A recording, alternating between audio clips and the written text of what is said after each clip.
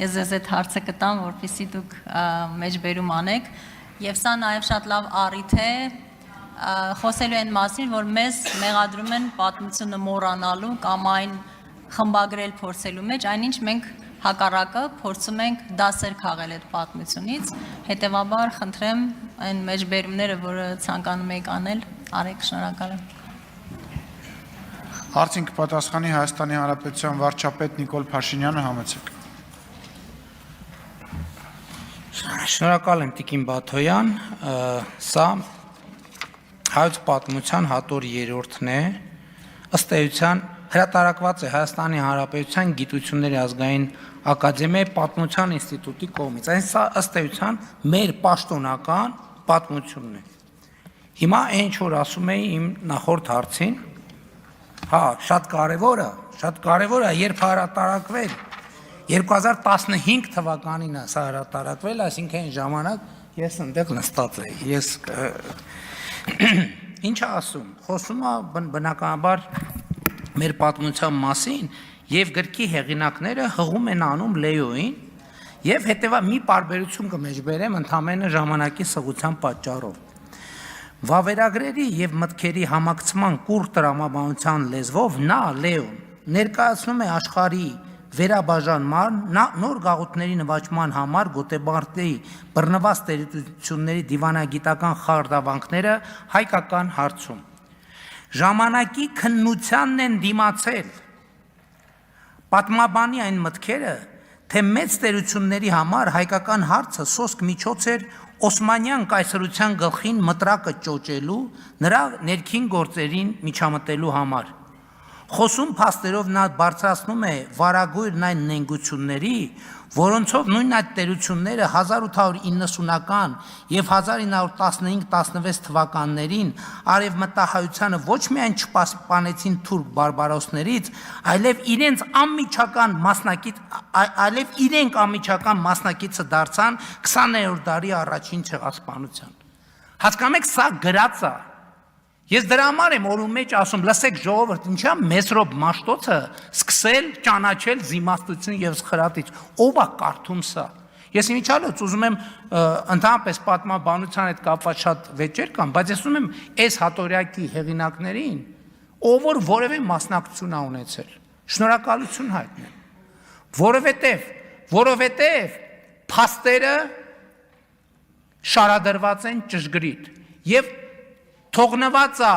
շատ կոնկրետ հնարավորություն, մարդը այնտեղ կան հետևություններ, որոնք քաղաքական են, որոնք մերձ քաղաքական են, որոնք ազդված են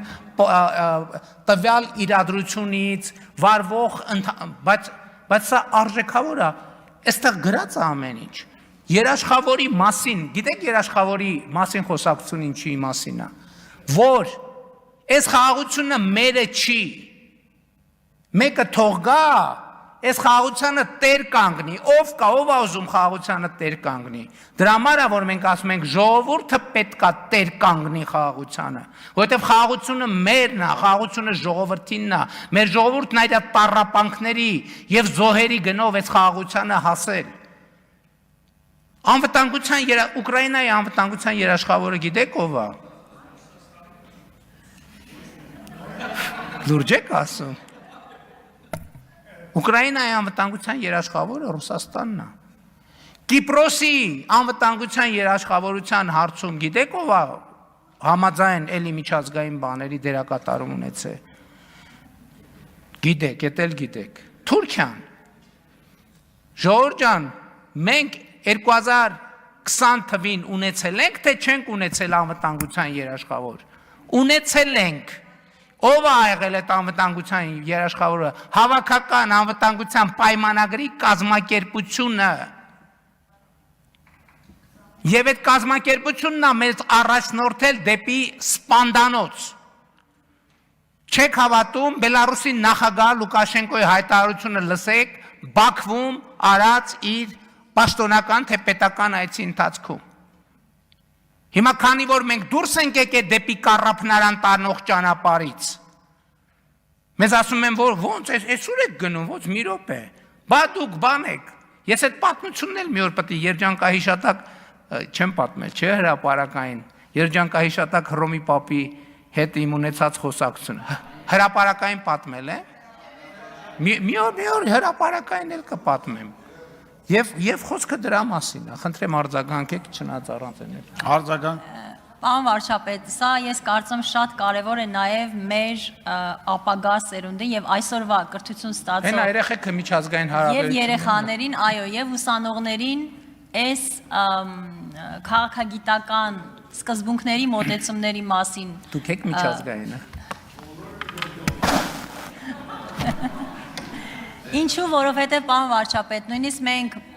երբ այստեղ հանդիպումներ ենք ունենում բաց դասի շրջանակներում, մեր փորձը ցույց է տալիս, որ ուսանողների եւ աշակերտների հետ իրենք դպրոցում, բուհերում նույնիսկ ամբողջությամբ այլ բան են սովորում եւ այլ պատկերացումներ ունեն եւ կարծում եմ իհարկե պիտի այլընտրանք ունենան առնվազն եւ այս իմաստով ես կարծում եմ որ մենք ահռելի անելիք ունենք ոչ միայն այսօր այդ գաղափարը առաջ մղելու, տարածելու, այլ նաև առաջիկայում ապագա սերնդի շրջանում սա լուրջ փոփոխության ենթարկելու։ Գիտեք ինչ, ես էլի նախ մեկ եկեք արձանագրենք, որ մենք բոլորս այդ նույն մտածողության կրողն ենք եղել, ժողովուրդ ջան, բոլորս։ Բայց այդ է հենց առաջնորդությունը, երբ որ դու հասկանում ես, որ մի բան այն չի։ Նույն Ղարաբաղի շարժման հետ կապված մենք ի վերջո չպետք է ասենք, որ Հայաստանի եւ Ղարաբաղի էլիտան Ղարաբաղի ժողովրդին Ղարաբաղում պահել է պատանդի կարգավիճակում։ Իրանց իշխանական եւ այլ, այսինքն մարդկանց պահել 30 տարի անորոշությունների մեջ եւ որևէ դուք հասկանում եք դա ինչ է նշանակում, չստեղծելով նորմալ կրթական համակարգ եւ այլն եւ այդպես շարուն, ինչի իրանք Ղարաբաղին լուրջ են վերաբերվել, Ղարաբաղին լուրջ են վերաբերվել, ոչ լուրջ չեն վերաբերվել։ Ես հարց եմ տվել 2018 թվին, իսկ քանի հոգի է նույն Ղարաբաղից պետական միջոցներով գնացել թոփ համալսարաններում կրթություն ստացել հետ եկել։ Կարան ասեն քանի հոգի։ Մատների վրա կարելի է հաշվել էնել որոշակի բաներով, որոշակի անձնական կապերով եւ այլնով, այսպես ասած թոփ ընտանիքների թոփ ներկայացուցիչներ։ Պետք է ասենք, որ Ղարաբաղի ժողովրդին պատանդի կարգավիճակում են պահել։ Այդ նույն մարդիկ, ում հավաքական իմ անունը ասում եմ, փախածներ։ Հիշում եք մի անգամ ստեղ ամբիոնից ասեցի, ինչ որ գեներալների մասին են խոսում, որ ասի վախկոտ դավաճանները։ Այո, վախկոտ դավաճանները եւ փախած էլիտաները այս